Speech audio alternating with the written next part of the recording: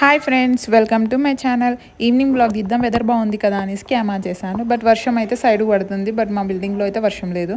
ఇంకా వద్దులే అనేసి ఇంట్లోకి వెళ్ళాను. ఇంట్లోకి వెళ్ళలోపు మా పిల్లలు అయితే హోంవర్క్ చేసుకుంటున్నారు సైలెంట్గా. వీళ్ళకి వచ్చేసి ఎగ్జామ్స్ ఉన్నాయి. సో అందుకని కొంచెం సిన్సియర్గా ప్రిపేర్ అవుతున్నారు.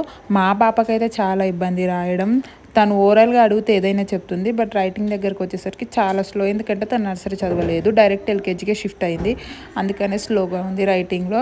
ఇంకా వాళ్ళైతే హోంవర్క్ చేసుకుంటూ ఉంటే నేను సిస్టంలో కొంచెం ఎడిటింగ్ ఉంటే చేసుకుంటాడు. ఎడిటింగ్ అంటే ఓవర్గా వచ్చని కాదు, నాకు వచ్చిన దాంట్లో నేను ఎడిటింగ్ చేసుకుంటున్నాను.